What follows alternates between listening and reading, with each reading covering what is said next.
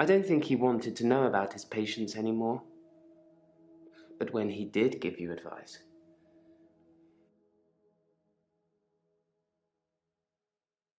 he told me to use my imagination, to make something up, to think something crazy, and it would become real. He told me to think of a way to get more time. So I did. But he pushed me. He made me think it. I spent most of Valentine's Day at the art gallery. Well, the evening part, anyway. They had a display with the theme, Love Conquers All.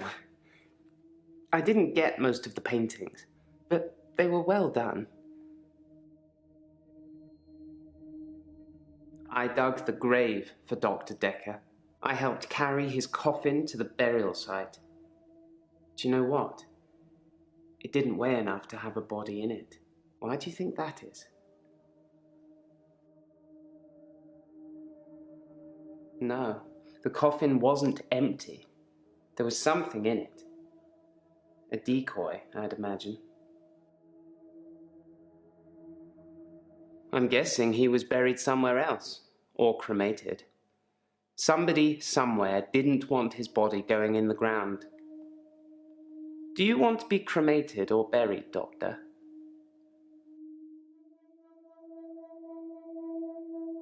That's a good choice, Doctor. Less work for me.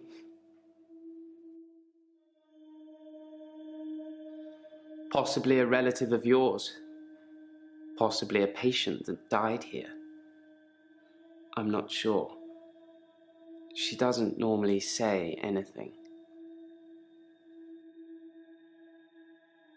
Yes, I suppose I've destroyed a few things whilst in the hour. You can be the perfect supervillain. Nobody knows it was you.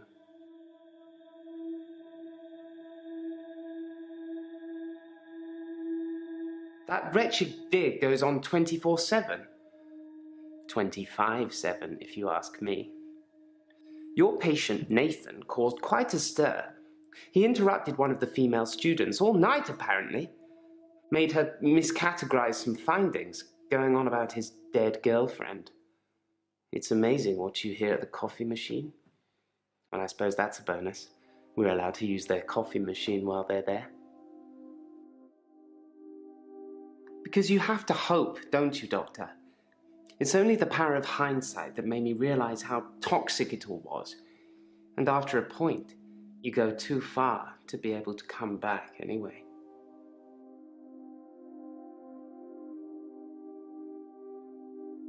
So, should I get a solicitor, or shall we try and talk it out with him? I think we should get a solicitor. I know the perfect firm. I'll do it all, don't worry about it. And that's why we've got insurance for these kinds of things anyway. But the cheek of it. Hey you, thanks for helping me with this grief thing. I'm not sure I have it though. I don't really know where to start. I feel a bit numb. Maybe we should just talk about him. It hadn't even been a year. He was a quiet, solitary man. A good listener, as I suppose you'd need to be. His confidence did grow as time wore on, but that's what you'd expect after you've fitted in. I mainly miss our chats. He used to work late with me and tell me things about the patients, things that I probably shouldn't have heard, but did. What do you think of the patients? Nah, perhaps you shouldn't say. You can ask me, go on, I'll tell you what I think. We'd work late together on all sorts of things. He was preoccupied with finding patterns in patients, trying to find some kind of order. Mainly he was searching for a common experience the patients might have had. That's what led them to his office. He'd study everything, even the referral letters.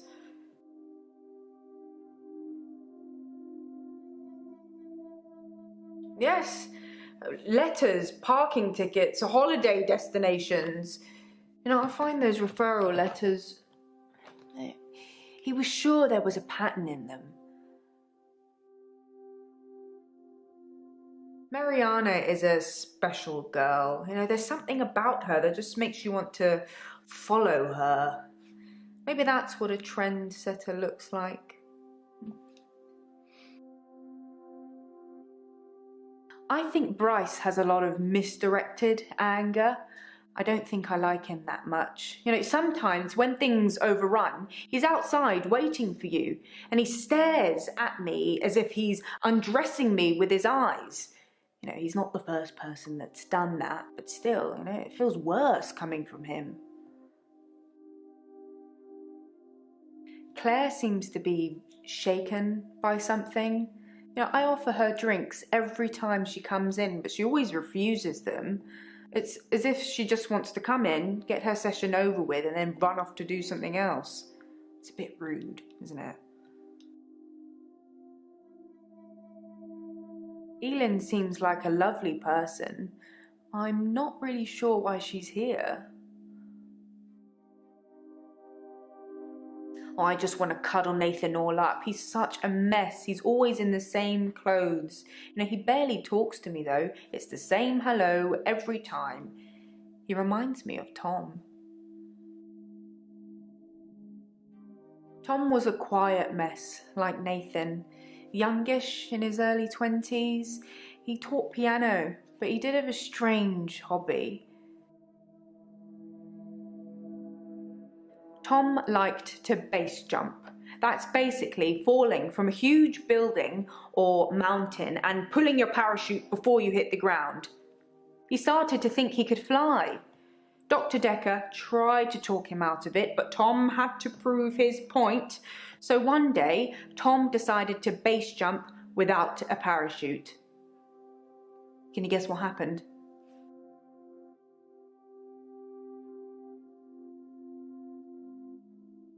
He did die. He was hit by a rock from further up the mountain. He never got to fly. Nathan thinks he knows what his problem is too, but if he's not careful, he'll get hit by that rock. I wish I'd said goodbye. I liked Tom. I never got to say goodbye. I did with Dr. Decker though, so I suppose that's some closure. Dr. Decker tried to fire me, not long before his murder, so we got to say what we wanted to say then, and I've got the termination letter somewhere. It's not going to stick, obviously. Professor Alderby and the Trust will overrule it, but it's nice to know what he felt about me. Professor Alderby is a trustee. Did I not mention that? On Valentine's Day, Dr. Decker had a session with Claire Castleford at 11 and that nurse, Elin, at 3. Everyone else cancelled. You should see this place Christmas Eve. I was at home though, so I don't actually know who came in. Dr. Decker did phone and ask me for Nathan's number, which is a bit strange. She was cuddling him like he was 6. He's 25.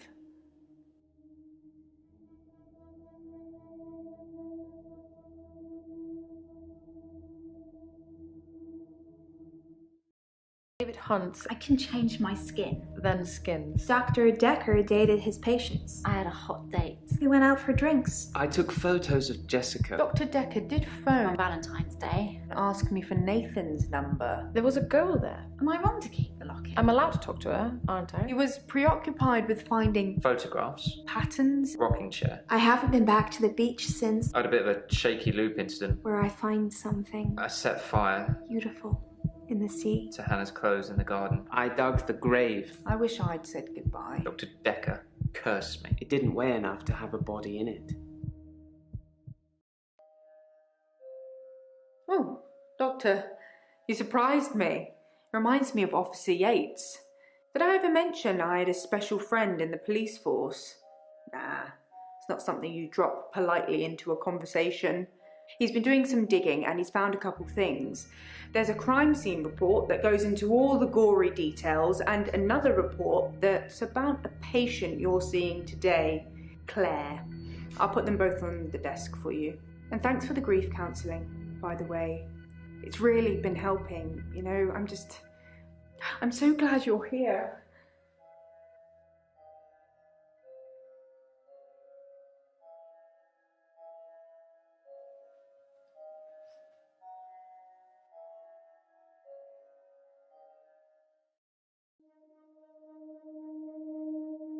It makes for interesting reading, doesn't it? I can tell you're dying to ask me about it. Fire away. That's what it says. I can see you're confused. The police say that David is dead, fatally wounded when I stabbed him. The coroner says that David is dead. Everyone says that David is dead. There was even a funeral.